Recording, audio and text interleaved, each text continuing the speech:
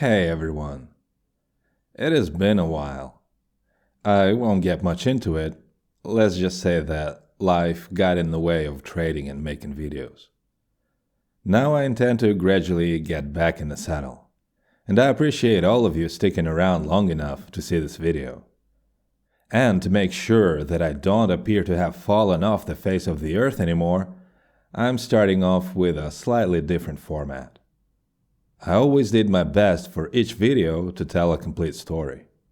And if you were to watch them in a sequence, it would resemble something like a TV series with a continuous plot. Here's a recap of what happened in the previous episode, here is a new event or a mystery or a question or a hypothesis, and here is how I try to verify it, and here's how it got unraveled and tied together, here's a conclusion, and a few lessons. One of my friends actually told me that watching some of the videos is like watching a detective story. That was a huge compliment and high praise, since that is exactly what I was going for.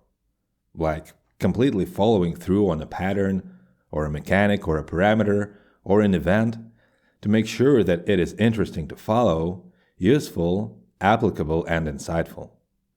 Quite a few video ideas have actually been left at the research or draft stages, since they did not really come together as a complete, well-rounded story with a definite endpoint. Another, more personal aspect is a reluctance to be seen as wrong or mistaken. I have kept most of the trial and error stuff and most uncertainty hidden from the public. On the other hand, I've been told that there is actually merit specifically in living and acting under uncertainty. And what could be a better place for uncertainty than the wild west of crypto trading? If everything were a sure thing, there would be actually no point in sharing and learning. Everyone could do it successfully on their own every single time. So maybe there is some value in putting it all out on the table as well, warts and all. You tell me. So for now, I am reserving the right to be wrong, and sometimes even stupid. Don't take anything I say as the ultimate truth, or any kind of truth for that matter. Test it out for yourself. And I am pretty sure that for any rational person, that has been the attitude all along. So with that in mind, I want to start a series of shorter, more open-ended videos. Quick updates or work in progress if you like, to document the process itself and to let you know what's happening and what I'm currently working on. Over time, hopefully, these will keep building up to full-fledged videos you are all familiar with. The further along I am, the more time it takes for any new insights to emerge. So what I'm working on right now is a project I call the Tortoise. In addition to being a rather legendary band in my book, this is also an animal that goes slowly, steadily, and deliberately to its goal and lives a long time. So the title is to remind myself not to rush things or abandon the race too quickly. The ultimate goal is to gradually find an approach to trading on basically every single coin on Binance. Or to know for sure that certain coins are just too wild. I want the approach to be simple, but I'm sure that it won't be easy. For that, I have split all coins into groups of 15 and dedicated each of my accounts to one group to be able to more easily keep track. Then, under each account, I've created a set of regular buy and sell short algos at flat Bitcoin for distances between 0.65 and 3.65% in steps of 0.3, with settings more or less appropriate to the distance. Then, based on statistics, observation, and performance, I'm trying to move them around to find one or several comfortable distances for each coin for the current market conditions, as well as box them in with filters once some patterns emerge. And then rinse and repeat over and over again. So the first week was neither here nor there, ending with a 5 USDT loss for order sizes between 100 and 500 USDT. What stands out, of course, is the first day at minus 17.5. And that's all due to one single trade, with BLZ losing over 21 USDT at the distance of 2.45 no less. Take that away and we're looking actually pretty good.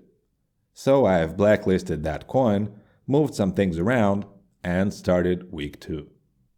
The second long week was a bit worse. I've had another coin that did most of the damage. This time it was Reef, even though the distances were pretty high, 1.85 and 3.65. Right around that time, it was being heavily pumped and then dumped, and I have fallen prey to that. The second worst performer was VIDT, and in terms of distances, 0.65 was clearly the outsider. Looking at both weeks, I was over 40 USDT down.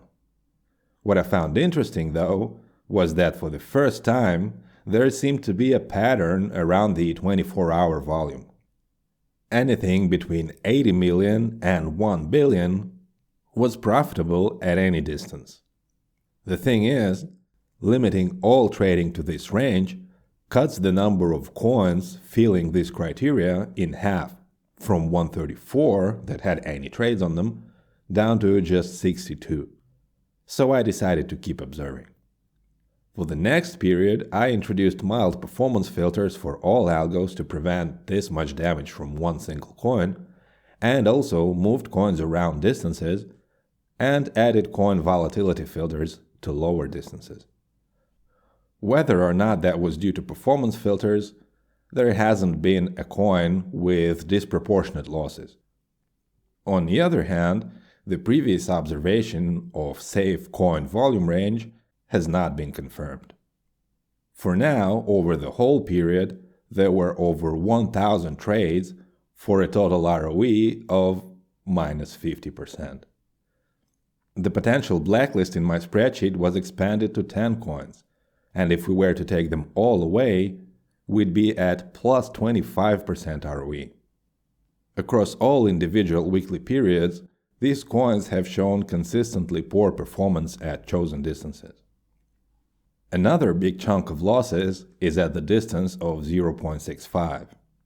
Without this distance, and without the blacklisted coins, we'd be at the ROE of 28.5.